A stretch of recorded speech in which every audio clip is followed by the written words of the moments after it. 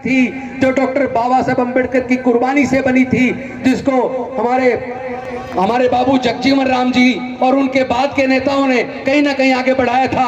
पिछले 30 सालों में सारी योजनाएं एक एक करके दम तोड़ती जा रही हैं और हमारे नेतागण चुप्पी साधे हुए हैं और जो बोलते हैं उन्हें कुर्सी छोड़नी पड़ती है।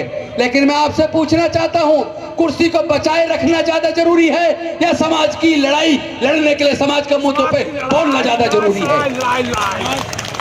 हमारे सामने विकल्प रखा कि तुमने बौद्ध धर्म की दीक्षा ली, 12,000 लोगों को बौद्ध बनाया, एक मंत्री रहते हुए तुमने ऐसा काम किया। अब तुम दो में से एक रास्ता चुन लो, या तो डॉक्टर बाबा साहब अम्बेडकर का रास्ता आगे बढ़ाओ, या तो डॉक्टर बाबा साहब अम्बेडकर की विचारधारा और बुद्ध की विचारधारा आगे बढ़ाओ, या फिर हमारे मंत्रिमंडल में मंत्री रहो। हमने कहा हम इस्तीफा भेज रहे हैं, हम डॉक्टर बाबा साहब अम्बेडकर का मिशन चलाएंगे।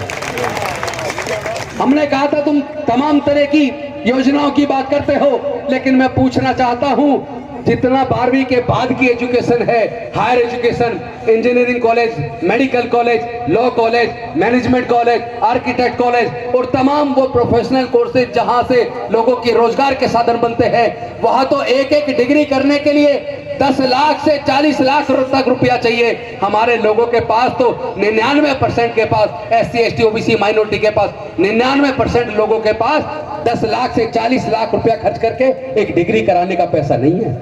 पढ़ाई छूट रही है हमारे युवाओं की, नौकरियां मिल नहीं रही है, आगे का बढ़ने का रास्ता बंद हो रहा है और हम केवल नकली राजनीति करते रहे, छोटे मोटे मंत्री MLA MP बन जाए, उससे क्या हासिल हो जाएगा? कुछ हासिल होने वाला नहीं है साथियों। इस लड़ाई को लड़ना पड़ेगा और ये लड़ाई कुर्बानी मांग रही है, ये लड़ाई कुर्बानी मांग रही है। आप एक बात याद रखो, इस अंधविश्वास पाखंडवाद ने पूरे देश को डुबो दिया और उसमें SC ST OBC और माइनॉरिटी के लोग ज्यादा डूब गए। मैं पूछना चाहता हूं, क्या लोग अपने घर पे नहाते नहीं है? क्या पूरे देश के अंदर नदियां नहीं है? क्या नदियों के अंदर हमारे लोग कितना वहीं से खेती करते हैं, पानी लेकर वहीं पे नहा लेते हैं, वहीं पे अपने भैंसों को चराते हैं? क्या मिल गया? क्या तरक्की मिल गई इससे? मतलब अंधे होकर पूरा सरकार ऐसे महिमा मंडन करने में लगी है। अगर इतना ही अच्छा तुम्हारा धर्म है तो पूरे दुनिया में क्यों नहीं फैला? पूरे दुनिया में क्यों नहीं फैला?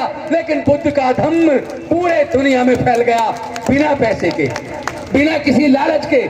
दूसरे लोगों पर आरोप लगता है, ईसाइयों पर, मुस्लिमों पर आरोप लगता है, वो लालच लेकर अपने धर्म को फैला रहे हैं। लेकिन मैं आप सबसे पूछना चाहता हूं, क्या बौद्ध धर्म को फैलाने के लिए किसी ने कभी कोई लालच दिया? नहीं। अरे जिसमें अच्छाई होगी, जिसमें मानव कल्याण की भावना होगी, जिसने पूरे दुनिया को मानवता और शांति का संदेश दिया, जिसमें समता, स्वतंत्रता, बंधुता, न्याय, प्रज्ञा, शील, करुणा और मैत्री का भाव है, जिसमें लोगों के आगे बढ़ने का रास्ता है, जिसमें पाखंडवाद, अंधविश्वास के लिए कोई जगह नहीं है, जो वैज्ञानिक दृष्टिकोण से चलता है, वो बुद्ध का धम्म मानव मात्र के लिए कल्याणकारी है, अपनी अच्छाई के वजह से बढ़ रहा है। मैं कहना चाहता हूं बनते सुमित रतन जी, इस बौद्ध धम्म के कारवां को तेजी से आगे बढ़ाने की जरूरत है। आज आपको शायद पता ना हो, पटना के बोध गया के अंदर जो महाबोधि टेम्पल है, जहां पे तथागत बुद्ध को ज्ञान की प्राप्ति हुई थी, उसको चलाने के लिए जो मैनेजमेंट कमेटी है, उसके लिए एक BP एक्ट है, BP एक्ट। उस एक्ट के तहत मैनेजमेंट कमेटी में आधे सदस्य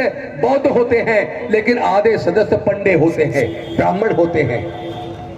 आपने क्या कभी देखा किसी क्रिश्चियन के चर्च को मैनेज करने के लिए मैनेजमेंट कमेटी में क्रिश्चियन से अलग किसी और दूसरे धर्म का आदमी हो? आपने देखा किसी मस्जिद को चलाने के लिए मैनेजमेंट कमेटी के अंदर मुस्लिम से अलग किसी और धर्म के आदमी हो? आपने कभी देखा किसी गुरुद्वारे के अंदर सिखों से अलग किसी दूसरे धर्म का आदमी मैनेजमेंट कमेटी में हो? आपने कभी देखा किसी हिंदू मंदिर के अंदर उसका संचालन करने के लिए किसी दूसरे धर्म के हो? तो फिर बौद्धों का आस्था का केंद्र, जहां तथागत बुद्ध को ज्ञान की प्राप्ति हुई, उस महाबोधि टेम्पल को चलाने के लिए मैनेजमेंट कमेटी में बौद्धों से अलग आधे हिंदू क्यों रखे?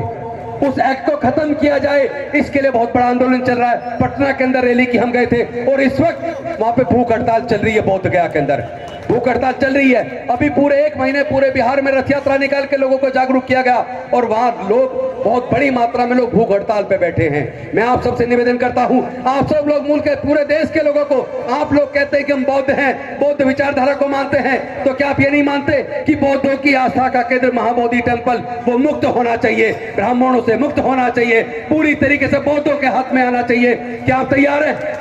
इस लड़ाई को लड़ना पड़ेगा। आप समझिए, हमारे साथी, हमारे बौद्ध भिक्षु और समाज के लोग, बौद्ध लोग वहाँ भूख हड़ताल पे बैठे हैं। क्या हमें और आपको सबको उनका साथ देना चाहिए कि नहीं देना चाहिए? देना चाहिए। हम इस लड़ाई को लड़ेंगे। मैं खुद अब 2-3 दिन के बाद बौद्ध गया जाने वाला हूँ। इस लड़ाई को तेज करेंगे। हम जानते हैं ये लड़ाई कुर्बानी मांग रही है, हम कुर्बानी देने के लिए तैयार हैं, लेकिन अपनी आस्था के, तुम्हारी आस्था आस्था है, हमारी आस्था की कोई कदर नहीं है। अरे आपने तो वो मस्जिद तोड़कर वहां जो मंदिर बनाया, पता नहीं कितने लोग मारे गए, पूरे देश में दंगे हुए। मतलब तुम्हारी आस्था आस्था है, हमारी आस्था आस्था नहीं है। हमारे बौद्ध मंदिर के अंदर ब्राह्मणों का क्या काम? उसके अंदर केवल बौद्ध पुजारी होने चाहिए, केवल बौद्ध होने चाहिए। इस लड़ाई को हम तेज करेंगे। और साथियों, मैं बनते सुमित रतन जी को बधाई देता हूं इस 9वें बौद्ध सम्मेलन के लिए, लेकिन साथ ही साथ निवेदन करता हूं कि ये सम्मेलन तो जारी रहे, लेकिन बौद्ध बनना नाम मात्र का बौद्ध मत बनिए। 22 प्रतिज्ञा लेने से, बौद्ध धर्म की दीक्षा लेने से काम नहीं चलेगा। बुद्ध की विचारधारा में को आत्मसात करने से, अपने आचरण में उतारने से काम चलेगा। आप बौद्ध भी बने और आप अंधविश्वास पाखंडवाद भी माने, आप फिर वो फेरे भी करवाएंगे, आप बच्चे का नामकरण भी उसको बुला के करवाएंगे। ये दोहरी नीति नहीं चलेगी। इसी की वजह से बौद्ध धर्म का ह्रास हुआ है, इसी की वजह से हम लोग, हमारा पतन हो रहा है, इसी की वजह से हम पिछड़ रहे हैं, इसी की वजह से हमारा सब कुछ छिनता जा रहा है। अगर हम लोग प्योर बौद्ध बन जाएं और बुद्ध की विचारधारा को आत्मसात करें, अपने आचरण में उतारें, तो निश्चित तौर पर हमारा, आपका, सबका कल्याण होगा और भारत आगे बढ़ेगा। क्योंकि डॉक्टर बाबा साहेब अम्बेडकर जी ने 25 नवंबर 1949 को अपने भाषण में कहा था, उन्होंने कहा था कि जिस दिन देश के लोग धर्म को देश से ऊपर मान लेंगे, उस दिन देश तबाह हो जाएगा, लोग गुलाम हो जाएंगे। आज भारत को सरकारें खुद गुलामी की तरफ लेके जा रही है। आपकी पढ़ाई का खर्च नहीं बढ़ाएंगे, आपके बच्चों की हायर एजुकेशन की फीस माफ नहीं करेंगे, आपके बच्चों को वजीफा नहीं देंगे, लेकिन मंदिर के लिए हजारों करोड़, और ये अदर कुंभ, फलाना कुंभ, ढिगड़ा कुंभ, उसके लिए हजारों करोड़ लगा देंगे। अरे हम लोग मेहनत कश लोग हैं, अपनी कमाई से खाते हैं, मेहनत करके कमाते हैं। इस मिशन को मजबूत कीजिए, अंधविश्वास पाखंडवाद को त्याग दीजिए, निश्चित तौर पर आपका विकास होगा। इन्हीं शब्दों के साथ मैं अपनी वाणी को विराम देता हूं। चूंकि और भी कई साथी को बोल रहे हैं, बंते जी ने बताया 5 बजे समापन करना है, मैं इसलिए अपनी बात को बीच में ही रोककर बाकी साथियों को समय दूंगा। बहुत बहुत धन्यवाद। नमो बुद्धाय। जय भीम, जय भारत, जय संविधान, जोहार, जय जय।